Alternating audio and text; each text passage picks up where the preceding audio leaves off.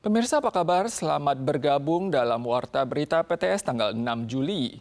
Taifun Bafi diprediksi akan melintasi perairan antara Taiwan dan Pulau Miyako di Jepang pada hari Kamis. Dampaknya akan mulai terasa dari hari Jumat hingga Sabtu. Wilayah utara dan timur Taiwan perlu mewaspadai hujan sangat lebat. Pada pagi ini, Taifun Bafi telah mencapai daratan Pulau Rota di Guam. Otoritas tempat memperingatkan bahwa taifun ini berpotensi menyebabkan kerusakan sangat parah. Angin kencang dan hujan lebat terus mengguyur Guam dan Kepulauan Mariana Utara. Arus lalu lintas juga jelas tampak jauh berkurang. Warga setempat sibuk memperkuat pintu dan jendela. Sementara itu, pihak kepolisian terus berpatroli dan mengingatkan masyarakat untuk melakukan persiapan menghadapi badai. Pusat Peringatan Topan Gabungan Amerika Serikat menyatakan jalur Taifun Bafi bergeser ke barat dengan kecepatan angin maksimum sekitar 290 km per jam dan embusan angin spontan mencapai 350 km per jam. Taifun ini mendarat di pulau paling selatan Kepulauan Mariana Utara yaitu Pulau Rota pada Senin dini hari. Pemerintah Guam juga telah terlebih dahulu membuka tempat-tempat penampungan dengan kesiagaan penuh. Setelah pergantian dinding mata taifun untuk kedua kalinya, struktur Bafi semakin kokoh dan intensitas taifun yang menguat ini terus bergerak ke arah barat. Administrasi cuaca pusat memperkirakan mulai Kamis, taifun akan berbelok ke utara dan mendekati Taiwan. Peringatan laut diperkirakan paling cepat diumumkan pada Kamis. 发布路径的时间可能会是落在9号的深夜到10号的白天这段期间。 Analis cuaca menunjukkan jalur perakiraan dari berbagai negara kini mulai mengerucut. Setelah berbelok ke utara, taifun akan melewati perairan timur laut Taiwan. Badan Meteorologi Jepang dan Angkatan Laut Amerika Serikat memperkirakan pusat taifun akan melintas dekat ke Taiwan, sedangkan jalur prediksi CWA Taiwan sedikit condong ke timur laut. Namun, baik mendarat atau tidak, radius taifun tetap berpeluang menyelimuti daratan Taiwan. 真正比较大迎风面这个区域的话，会落在中北部地区，大概从台中南投往北，然后一直延伸到苗栗、新竹、桃园到大台北、基隆这一带。 Menurut analis cuaca, jalur Taifun Bafi mirip dengan Matsa pada tahun 2005 yang juga bergerak ke arah barat menuju pesisir timur laut Taiwan. Saat itu, Keelung, Taipei, dan Suau masing-masing mencatat embusan angin hingga skala 10. Skandal minyak bermasalah terus berkobar. Kemarin, Administrasi Pengawas Obat dan Makanan merilis daftar 257 pelaku usaha di bagian hilir. Selain distributor dan pedagang grosir di berbagai kota dan kabupaten, daftar tersebut juga mencakup restoran waralaba seperti Sushi Express, Luisa Cafe, Noble Family Steakhouse, dan perusahaan makanan olahan seperti Lian Hua dan perusahaan CP Taiwan. Daftar selengkapnya akan dirilis pada esok hari. Sebanyak 1.300 ton minyak bermasalah produksi CUOC yang terdeteksi mengandung zat pemicu kanker di atas ambang batas aman telah mengalir ke 3 produsen besar, yaitu Taisun, Fuzhou, dan Fopco. Administrasi Pengawas Obat dan Makanan FDA Taiwan kini merilis daftar terbaru 257 perusahaan hilir tingkat kedua dan daftar produk selengkapnya akan dirilis pada tanggal 7.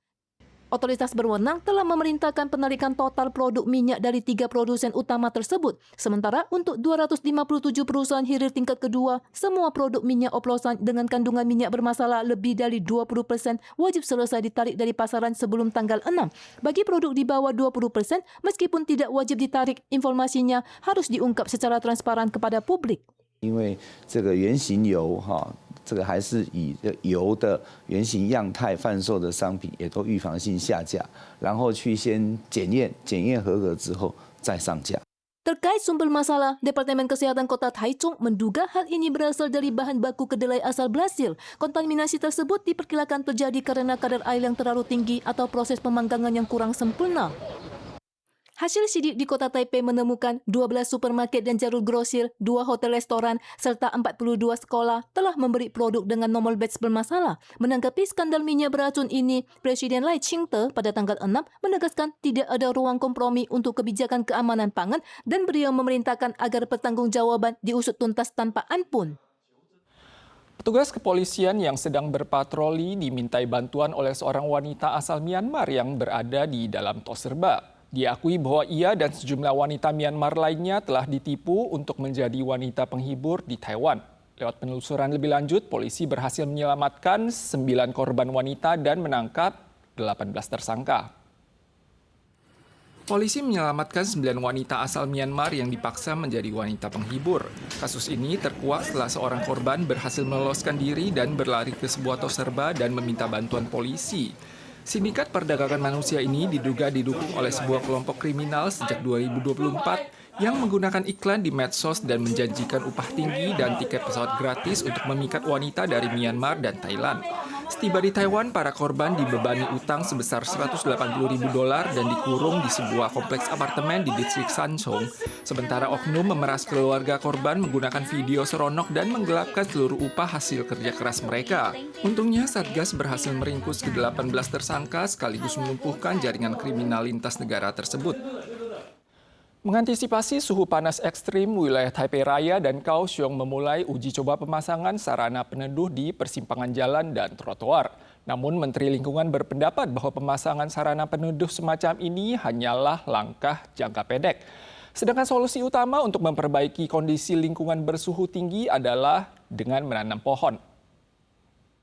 Sarana peneduh otomatis perlahan terbuka di bawah terik matahari. Untuk menghadapi cuaca panas ekstrim, Kota New Taipei telah meluncurkan fasilitas ini sejak April lalu. Langkah serupa juga diuji coba oleh Kaohsiung dan Taipei di persimpangan jalan pada akhir Juni. Namun, Menteri Lingkungan menyatakan ini hanyalah solusi jangka pendek, sedangkan menanam pohon adalah solusi jangka panjang untuk mengatasi suhu panas. 种伞，它还是水泥的建筑。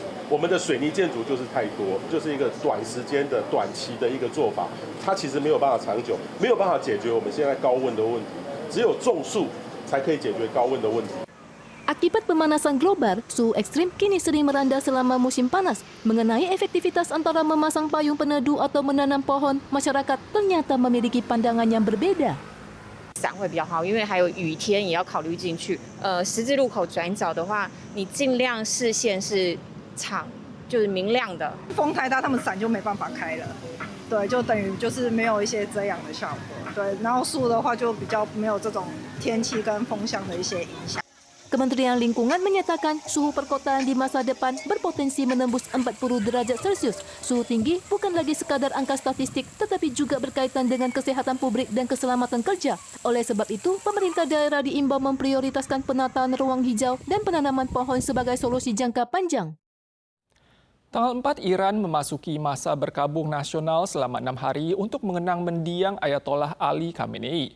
Prosesi pemakaman dihadiri para pejabat tinggi dan ketiga putranya, kecuali Mojtaba Khamenei selaku pemimpin tertinggi Iran pada saat ini. Kabarnya ia mengalami luka parah dan kehilangan satu kakinya dalam serangan udara yang menewaskan ayahnya.